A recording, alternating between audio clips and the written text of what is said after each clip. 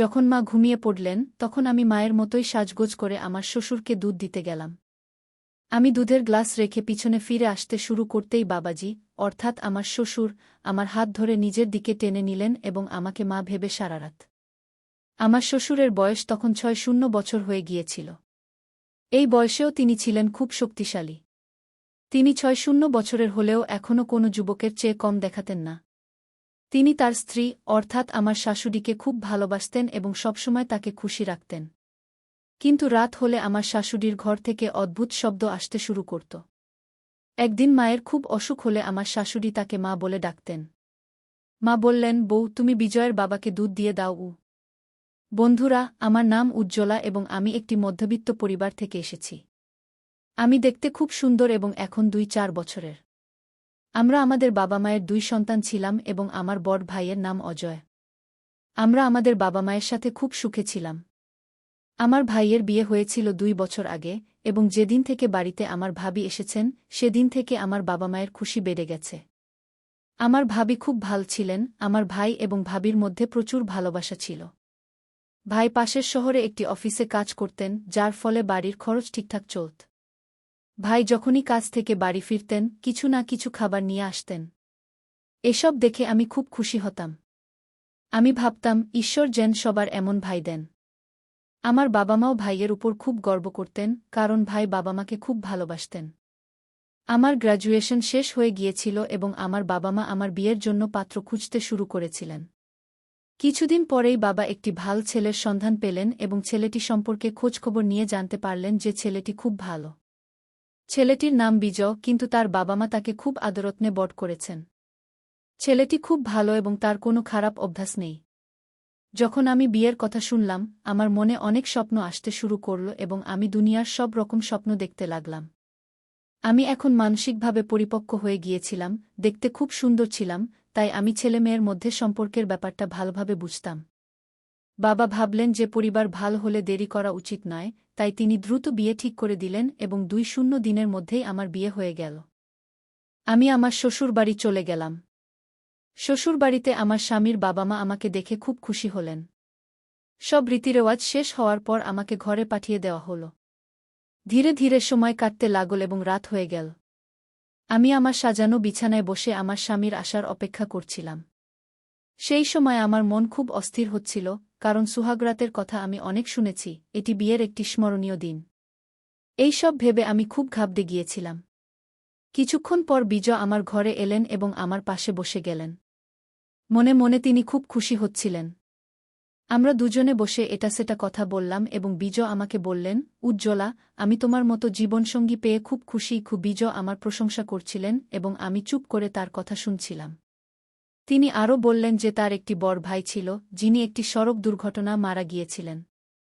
এই ঘটনায় তার বাবা মা খুবই ভেঙে পড়েছিলেন এবং তিনি তাদের খুব যত্ন করেন। তিনি আমাকে বললেন, উজ্জ্বলা, তুমিও তাদের কোনো কিছুর অভাব হতে দিও না এবং খুব ভালোভাবে তাদের দেখাশোনা করবে, কারণ তারা আমাকে খুব আদরযত্নে বড় করেছেন। এত কথা বলতে বলতে আমার স্বামীর চোখে পানি চলে এল। তখন আমি বললাম, আপনি এত চিন্তা করবেন না, আমিও তাদের খুব ভালোভাবে দেখাশোনা করব। সেই সময় তার কথার চেয়ে আমার নিজের আবেগই বেশি মনে হচ্ছিল। আমি আমার স্বামীর হাত ধরে বললাম, আজ আমরা কি এই সব কথাতেই রাত কাটাব? আজ তো আমাদের বিয়ের প্রথম রাত। এত কথা বলতেই তিনি আমাকে তার বাহুতে টেনে নিলেন এবং আমিও তো এই মুহূর্তেরই অপেক্ষা করছিলাম। কিছুক্ষণ পর আমার স্বামী বিজয় ক্লান্ত হয়ে আমার থেকে দূরে সরে গেলেন। তিনি ৫ মিনিটও ঠিকভাবে টিকতে পারলেন না। এসব দেখে আমি ভিতরে ভিতরে ভাবতে লাগলাম, আমি কত স্বপ্ন দেখেছিলাম, কত আশা পোষণ করেছিলাম, কিন্তু আমার সব স্বপ্ন ও আশায় যেন পানি ঢেলে দেওয়া হল। বিজয় আমাকে সেই তৃপ্তি দিতে পারলেন না, যা একজন স্ত্রীর তার স্বামীর কাছ থেকে প্রত্যাশা থাকে।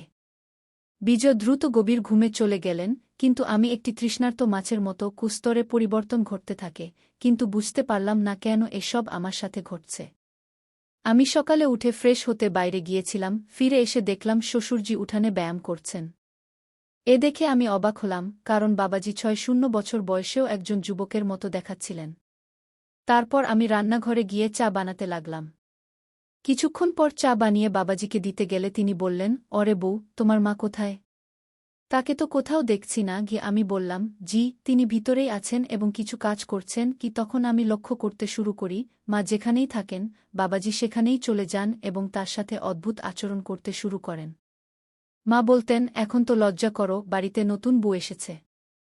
সে যদি এসব দেখে তাহলে কি ভাববে? বাবাজি বলতেন, কি ভাববে? প্রত্যেক স্বামী তার স্ত্রীর সাথে এসব করে।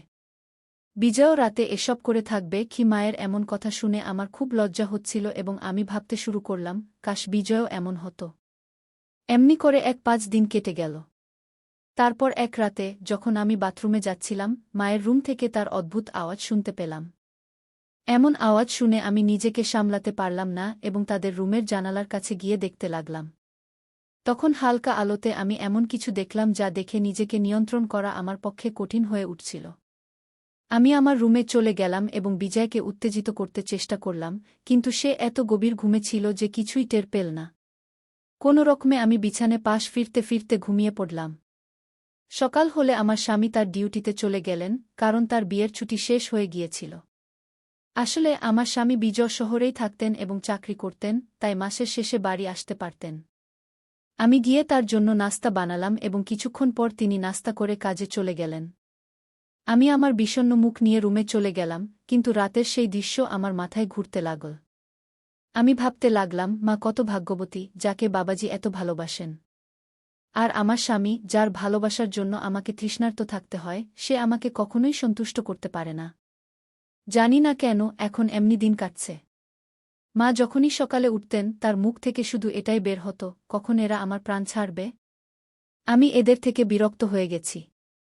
সারাদিন মাঠে কাজ করেন, তবুও মনে হয় না কখনো ক্লান্ত হন কি? মা সবসময় তার কোমর ধরে বলতেন, এই কোমরের ব্যথা কখন সেরে উঠবে? মায়ের এমন কথা শুনে আমি অবাক হয়ে যেতাম। শেষ পর্যন্ত বাবাজি এমন কি করেন যার জন্য মা এমন কথা বলেন? পরের রাতে আবার মায়ের রুম থেকে সেই আওয়াজ আসতে লাগল। এবারও আমি নিজেকে সামলাতে পারলাম না এবং জানালার কাছে গিয়ে তাদের রুমে উকি দিয়ে দেখতে লাগলাম। আবার সেই দৃশ্য আমার চোখের সামনে ভেসে উঠল, যা দেখে আমি আর নিয়ন্ত্রণ করতে পারলাম না। তারপর আমি পিছিয়ে এসে আমার রুমে ফিরে এলাম। রুমে এসে আমি ভাবতে লাগলাম, যদি বাবাজি এসব জানতে পারেন তাহলে তার খুব খারাপ লাগতে পারে। এক রাতে মা আমাকে বললেন, বউ, তোমার বাবাজির দুধ খাওয়ার অভ্যাস আছে। আজ তুমিই দুধ নিয়ে যাও। এত শুনে সেই দৃশ্য আমার চোখের সামনে ভেসে উঠল। রুমে এসে আমি ভাবতে লাগলাম, যদি শ্বশুরজি এসব জানতে পারেন তাহলে তার খুব খারাপ লাগতে পারে। এ ভেবে আমি কয়েক দিনের জন্য এসব দেখা বন্ধ করে দিয়েছিলাম। একদিন মায়ের স্বাস্থ্য খুব খারাপ ছিল, তাই তিনি মাথা ধরে বলছিলেন, আমার স্বাস্থ্য খারাপ, কিন্তু এদের এসবের কোনো মাথাব্যথা নেই। এরা শুধু নিজের আনন্দ চায়। রাতে মা আমাকে বললেন, বউ, আজ আমার স্বাস্থ্য ভালো নেই, তাই আমি তাদের রুমে যাব না। তোমার বাবাজির হলুদ দেওয়া দুধ খাওয়ার অভ্যাস আছে। আজ তুমিই দুধ নিয়ে যাও। এত শুনে সেই দৃশ্য আমার চোখের সামনে ভেসে উঠল। মা অন্য রুমে গিয়ে ঘুমিয়ে পড়লেন এবং আমি দুধের গ্লাস নিয়ে বাবাজির রুমে যেতে লাগলাম। তখন বাবাজির রুমে হালকা আলো জ্বলছিল। যখন আমি দরজায় পৌঁছলাম, আমার মনে নানা রকম চিন্তা আসতে লাগল। আমি আমার দোপাট্টা মাথায় দিয়ে ঘোমটা টেনে আমার মুখ কিছুটা ঢেকে নিলাম, কারণ মাও এমন ঘোমটা দিতেন। তখন আমি পুরোপুরি মায়ের মতো সাজলাম এবং রুমের ভিতরে চলে গেলাম। ভিতরের দৃশ্য খুব মজার ছিল। আমি দুধের গ্লাস রেখে ফিরে আসতে যাচ্ছিলাম, তখন বাবাজি আমার হাত ধরে নিজের দিকে টেনে নিলেন এবং আমি আমি চাদর দিয়ে মুখ থেকে ফেললাম যাতে তারা বুঝতে না পারে যে আমি আছি। তারপর সে আমার সাথে সেই একই আচরণ করতে শুরু করল যা সে আম্মার সাথে করত। তখন আমি আর আমার আবেগ নিয়ন্ত্রণ করতে পারলাম না এবং সবকিছু ঘটতে শুরু করল। যখন সে ক্লান্ত হয়ে ঘুমিয়ে পড়ল, আমি উঠে আমার রুমে চলে এলাম। আজ আমি খুব খুশি ছিলাম এবং ভাবছিলাম যে কেন সকাল সকাল আম্মার অবস্থা এমন হয়, আজ আমি তা বুঝতে পেরেছি। আমি বিছানায় শুয়ে পড়লাম এবং কখন যে গভীর ঘুমের কোলে চলে গেলাম তা টেরই পেলাম না। সকালে যখন আমার চোখ খুল, আমি খুব ভালো বোধ করছিলাম। রাতের সেই খুশির কোনো চিহ্নই আমার মধ্যে ছিল না। আমি ফ্রেশ হতে গেলাম এবং কিছুক্ষণ পরে বাইরে এসে দেখলাম যে আম্মার আজ তীব্র জ্বর হয়েছে। আমি তার কপালে ভেজা কাপড় দিয়ে জিজ্ঞেস করতে লাগলাম, ঠিক তখনই বাবাজিও সেখানে চলে এলেন। তিনি জিজ্ঞেস করলেন, বউ, এখন তোমার আম্মার অবস্থা কেমন? আমি বললাম, হ্যাঁ, এখন কিছুটা ভালো, জ্বরও কমে গেছে কি। তখন আমি অনুভব করলাম যে শ্বশুরজি আমাকে গভীরভাবে দেখছেন। এর আগে তিনি কখনো এভাবে আমাকে দেখেননি। আমি ভাবতে শুরু করলাম যে হয়তো রাতের ঘটনা তিনি জানতে পেরেছেন যে আম্মার জায়গায় আমি ছিলাম। এসব ভেবে আমি একদম অস্থির এবং আতঙ্কিত হয়ে পড়লাম। আমার মনে হচ্ছিল যদি শ্বশুরজি এটা জানতে পারেন তাহলে আমার সম্পর্কে কি ভাববেন। যখন রাত হল, আম্মাজি আবার বললেন, বউ, যতদিন না আমার স্বাস্থ্য সম্পূর্ণভাবে ভালো হয় ততদিন আমি তোমার বাবার কাছে যাব না। না হলে আমার অবস্থা আরও খারাপ হবে। তাই তুমি ওকে দুধ দিয়ে দিও, না হলে সে আমাকে খুঁজতে খুঁজতে এখানে চলে আসবে। আমি আমার শ্বাসরুদ্ধ অবস্থায় এই কথা শুনে যেন সম্পূর্ণ খুশিতে ভরে গেলাম।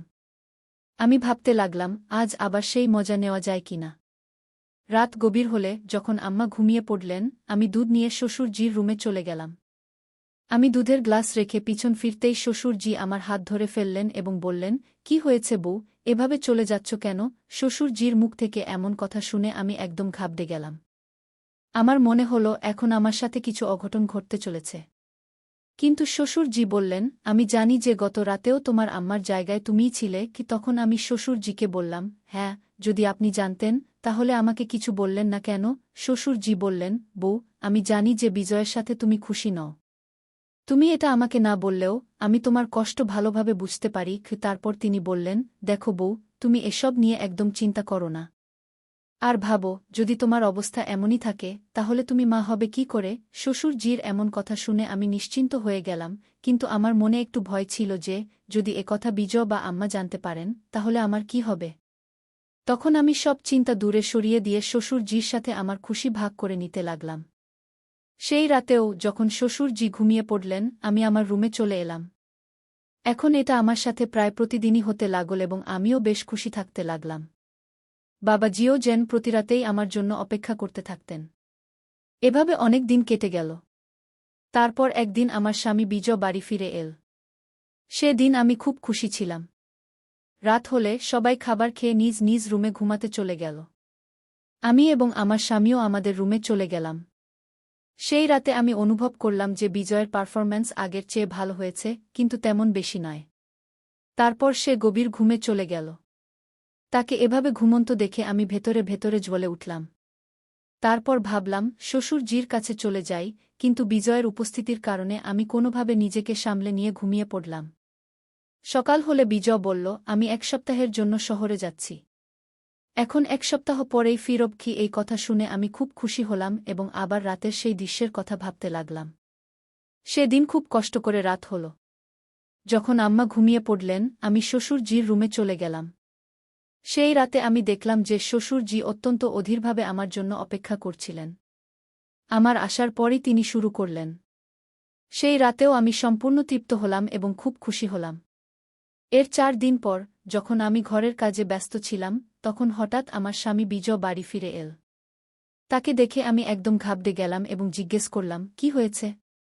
আপনি তো 1 সপ্তাহ পর ফিরবেন বলেছিলেন, তাহলে এত তাড়াতাড়ি ফিরে এলেন কেন? বিজয় বলল, উজ্জ্বলা, এখন আমি আমার ডিউটি বাড়ি থেকেই করব। কারণ এখন আর আমি তোমাকে কষ্ট দিতে চাই না। তার মুখ থেকে এমন কথা শুনে আমি হতবাক হয়ে গেলাম এবং এটা কিভাবে আজ এমন হল তা ভেবে আমি অবাক হচ্ছিলাম। তখন বিজয় বলল, তুমি জানো উজ্জ্বলা, তোমার মতো স্ত্রী খুব ভাগ্যবান লোকেরাই পায়। আমি খুব সৌভাগ্যবান যে তোমার মতো স্ত্রী পেয়েছি। কারণ যদি কোনো নারী তার স্বামী থেকে সন্তুষ্টি না পায় তাহলে সে অন্য পুরুষের খোঁজে থাকে। কিন্তু তুমি তা করনি, তুমি আমার বিশ্বাস রেখেছ, এটা আমার জন্য খুব গর্বের বিষয়। বিজয়ের এমন কথা শুনে আমি মনে মনে নিজেকে ধিক্কার দিতে লাগলাম। আমি ভাবতে লাগলাম আমার স্বামী আমার উপর কতটা বিশ্বাস রেখেছিল আর আমি তার পিছনে কি করছিলাম। এমন ভালো স্বামীকে আমি ঠকিয়েছি। তখন আমি নিজেকে ঘৃণা করতে শুরু করেছিলাম এবং এখন আমি ভেতরে ভেতরে শ্বাসরুদ্ধকর অনুভূতি পাচ্ছিলাম। আমার স্বামী বলল, জানো উজ্জ্বলা, আমার একটি গোপন রোগ ছিল যার চিকিৎসা আমি শহরে থেকেই করাচ্ছিলাম। এই কারণেই আমি এখনও বিয়ে করতে চাইনি। কিন্তু মায়ের জিদের কাছে হার মানতে হয়েছিল, তাই তোমাকে বিয়ে করতে হয়েছিল। তবে এখন কোনো সমস্যা নেই, আমি সম্পূর্ণ সুস্থ হয়ে গেছি। রাত হলে আমার স্বামী থেকে আমি সেই আনন্দ পুরোপুরি পেলাম যা বিয়ের পর থেকে কখনো পাইনি। আজ আমি খুব খুশি ছিলাম। পরের সকালে যখন শ্বশুরের দৃষ্টি আমার উপর পড়ল আমি তার দৃষ্টি এড়াতে লাগলাম এবং খুব লজ্জা পাচ্ছিলাম। তখন আমি বুঝতে পেরেছিলাম যে আমি ভুল করেছি, আমি ভুল পথে চলেছিলাম। কিন্তু এখন আমি আমার স্বামীকে আর ঠকাতে পারব না। সেদিনের পর থেকে আমি শ্বশুরের ঘরে যাওয়া বন্ধ করে দিলাম এবং আমার স্বামীর সাথে খুব খুশি থাকতে লাগলাম।